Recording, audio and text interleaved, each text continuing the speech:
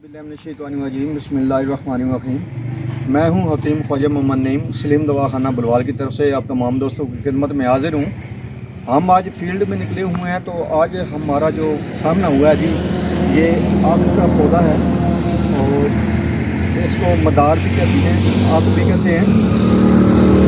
ये इंतहाई कीमती जो है पौधा है, जिसका हर जो है अपनी जगह पे अहमियत रखता है।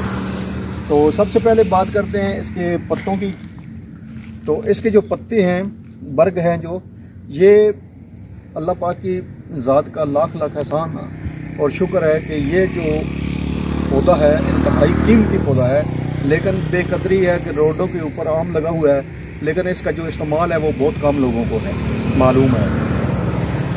आक के जो पत्ते होते हैं ये जोड़ों के दर्द के लिए भी इस्तेमाल होते हैं, और इसके अलावा शुगर वाले मरीज़ों के लिए भी होते हैं, जिनकी शुगर जो है बढ़ती रहती है, नीचे नहीं आती, किसी भी दवा खाने से उनको कोई असर नहीं होता। उनके लिए ये है कि इसके जो पत्ते हैं वो इस तरह काटें आप इसको पत्ते को, और ये पत्ता जो है ये आप जो है पाँव के नीचे रख कर ऊपर आप जुड़ाव चढ़ा लें, और तकरीबन 1 से 2 घंटे अगर इसको आप पहनते हैं, पाँव के नीचे रखते हैं, तो आपकी शुगर जो है वो नॉर्मल होना शुरू हो जाएगी।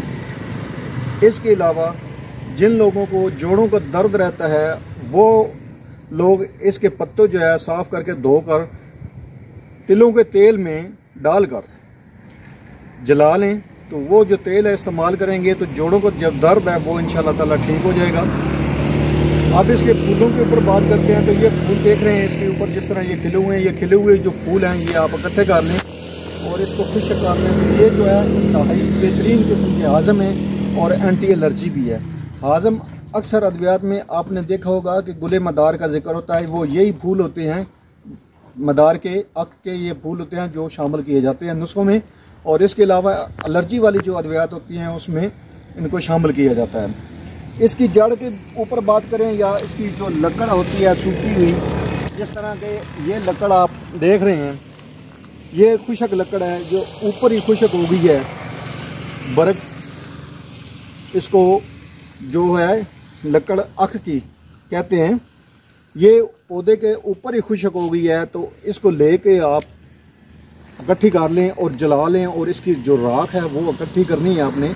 राख को जो है जब ये राख बन जाए, काले रंग की ये राख बनेगी आपकी, और जब इसकी राख बन जाए तो आप इसको बिल्कुल बारीक सुरमे की तरह पीस लें, और इसको बतौर मंजन आप इस्तेमाल कर सकते हैं, और खोड़ के अंदर रखने के लिए बेहतरीन चीज़ है ये।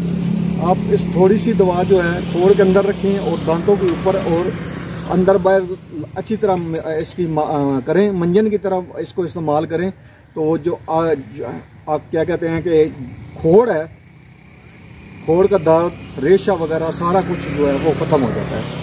गरज एक पौधा है लेकिन इसके बेशुमार फ़ायदे हैं। अभी तक इसकी जो मालूमात है वो सामने ज़्यादा नहीं आई, इसलिए इसको ज़्यादा इस्तेमाल नहीं किया जाता, लेकिन इंशाल्लाह ताला हम इसके मुतल्लिक़ जो है वो आपको मुकम्मल मालूमात जो देंगे, आगे भी इंशाल्लाह इसकी पहुँचाएँगे मालूमात आपको। तो आप तमाम दोस्तों से गुजारिश करूंगा कि मेरे चैनल को खुद भी सब्सक्राइब करें, बेल आइकन क्लिक करें और वीडियो को शेयर और लाइक ज़रूर कर दिया करें, ताकि किसी इंसान का भला हो जाए। इसी तरह के मुफीद व मुजर्रब वीडियो के साथ हाज़िर होंगे, उस वक्त तक के लिए इजाज़त दीजिए। अल्लाह हाफ़िज़।